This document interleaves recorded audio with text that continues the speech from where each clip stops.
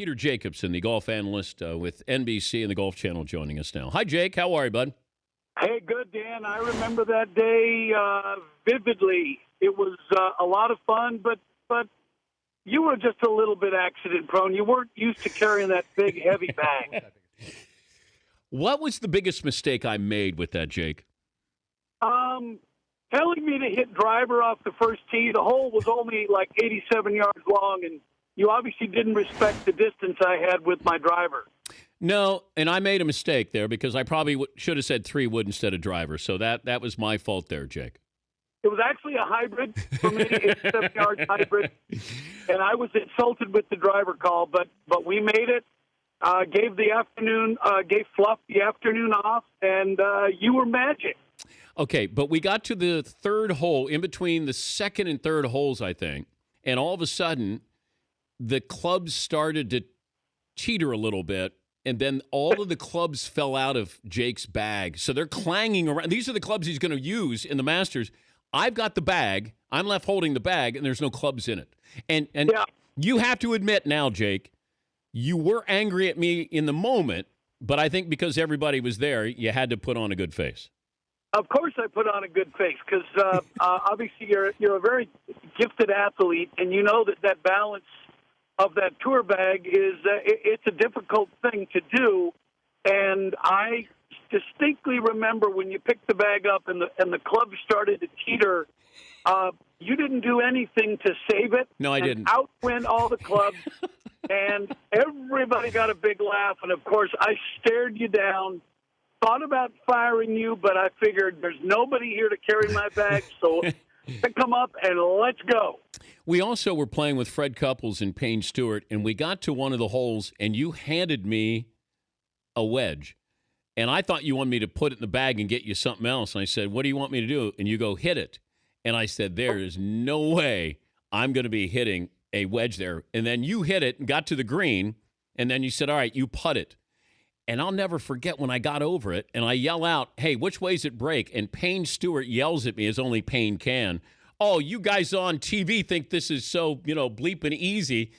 And, he was yelling at me. I just, stubbed it up there as close as I could there. Well, there's nobody better to be out. I remember I told Jan, my wife, when was going to call in, I said, we were playing with Payne, and there's nobody better to be out, and that's why we all miss him so much. There was nobody that could have fun with the crowd, with a fellow player like Payne Stewart. So we played in that event every year because it was about, and it is about having fun, and I missed it. I missed not competing in the Masters, and especially the par 3. But do you remember the white jumpsuit you were wearing? Yeah. Remember that thing? Yeah. Yes. There's no way you can make a golf swing in that white jumpsuit. And if I distinctly remember, I told you to take the jumpsuit off, and you sheepishly whispered to me, Peter, I'm not wearing anything underneath the jumpsuit. That is true. So that was why we went with the putter. I thought that you're supposed to be free and easy in that. With the caddy. Correct. Yeah, the caddy. Yeah. Al fresco. We're talking about the golf swing free and easy, not anything, not anything underneath. Explain this new and improved or different Tiger Woods we're seeing, at least his demeanor off the course right now. Well, put it this way, Dan, the guy's a great athlete. He's probably the most talented athlete we've ever seen in the game of golf. And I've been saying for a couple of weeks that if Tiger plays at Augusta, he's going to have it figured out, whatever it is, his golf swing, his back, his chipping, his putting. I think he's got it figured out. And I think that being away from the game for a month, and at 39 years old, I think Tiger's having a bit of an awakening, a bit of an epiphany. I think he realizes that he loves the game of golf, and the game of golf loves him. So he's relaxed, he's laughing, he's joking. This is a different Tiger Woods. We've not seen this kinder, softer, gentler Tiger Woods before, and I'm actually hoping he carries through with this because it's going to make him a better player. And I've got my fingers crossed. I'm a big Tiger fan. I think he's got a chance to win.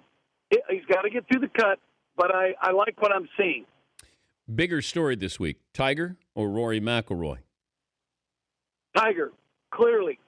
Rory is very consistent. We know what to expect. He's a great kid, very gregarious, engaging with the fans, but Tiger has always been a question mark. He's always the mysterious man. He's kind of the modern-day Ben Hogan. You really never know what to expect. People in the locker room and on the range are afraid to say hi to him because they don't know what they're going to get. Media is the same way. Fans are the same way. You know what you're going to get with Rory. With Tiger, it's a bigger story because of the fact he's been away from the game for a month, and we expect so much of him, probably unfairly. We put so much pressure on the guy. But as I said, I'm a big fan, and I'm really pulling for him. Jake, good to talk to you. Safe travels there to Augusta. Tell everybody we said hello. I will. Listen, if you ever want to caddy for me again, lose my number. Thank you, Jake. Thank you.